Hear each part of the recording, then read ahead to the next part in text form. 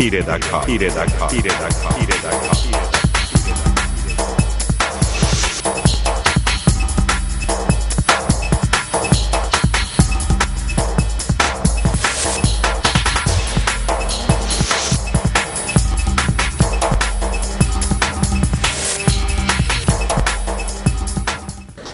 দেখেন 2001 নির্বাচনের পর জোট সরকার ক্ষমতা আসার তৎকালীন জোট সরকারের নেত্রী খালেদা জিয়া 100 দিনের কর্মসূচি দিলেন। 100 দিনের কর্মসূচিটা বাস্তব ভিত্তিতে বলতে গেলে ছিল মানে আওয়ামী লীগকে নির্মূল করা, এটা উন্নয়নের কোনো ছোঁয়া পায়নি। 2005 সালে আমরা নেত্রকোনা হানাদার মুক্ত দিবস পালন করার জন্য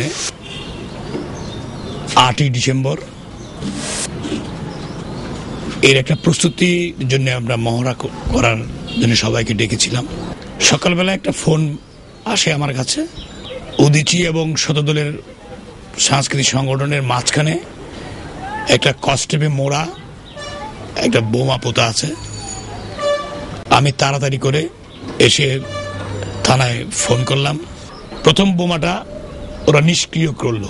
এই 100 দিনের কর্মসূচির মাঝেই নেত্রকোনা জেলা আওয়ামী লীগের জেলা যুবলীগের সভাপতি স্বপন জোয়ারদারকে তাকে এনে প্রকাশ্যে গুলি করে হত্যা করা হয়।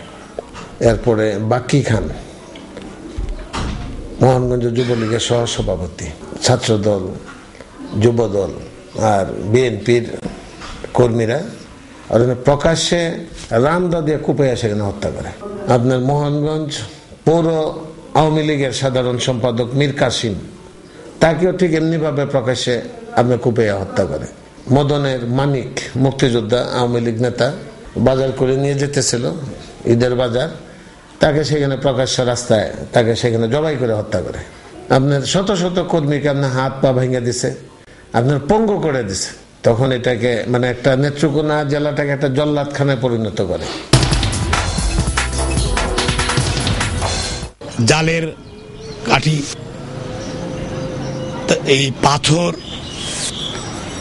এই সাইকেলের শিক, এইগুলো দিয়ে একটা ডানুর এত বড় কৌটা, এটা কষ্টের দিয়ে লাল কষ্টের দিয়ে মোড়ানো ছিল। পুলিশ বাধা দিচ্ছে যে আপনারা কেউ যাবেন না, কেউ যাবেন না। হঠাৎ করে একটা ছেলে একটা সাইকেলে করে টিফিন ক্যারিয়ারের মধ্যে এই সেকেন্ড বোমাটা নিয়ে আসা হঠাৎ করে বাস্ট করে দিল। এই বাসাটা ভাঙিয়ে আপনার তছনছ করে দিছিল।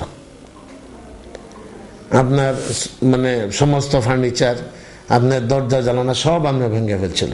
এবং শুধু আমার বাসাই না, এখানে আমাদের দলীয় লোকজনের যে ব্যবসা প্রতিষ্ঠান ছিল সেগুলো একই দিনে আপনার তারা লুট করছিল।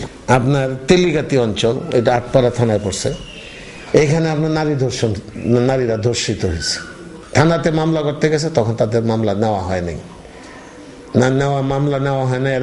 ওরা নিজেরাই বলছে যে আমাদের মেডিকেল টেস্ট করা হোক, সেটাও করা হয়নি। আমরা হতবিহ্বল হয়ে পড়লাম, শত শত মানুষ আহত হয়ে গেল। আমরা সঙ্গে সঙ্গে প্রাণ হারাইলো আমাদের সবার প্রিয় খাজা হায়দার হোসেন, নিহত হলো একজন সাব ইন্সপেক্টরের পত্নী, নিহত হলো যাদব দাস, এবং নেত্রকোনা শহরের প্রায় 1 থেকে 150 মানুষ এই বোমে আহত হয়েছে। আমি সেদিন আহত হয়েছিলাম, আমার গলায় এখনো এখানে স্প্লিন্টার আছে।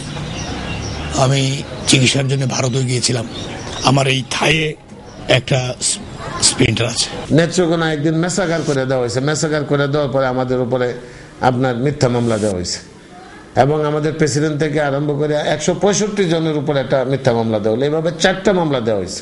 এই 4 দলীয় জোট তখন আসলে সারা দেশব্যাপী যে সিরিজ বোমার আক্রমণ করেছিল, এটারই ধারাবাহিকতায় এই নেত্রকোনা উদীচীকে আক্রমণ করা।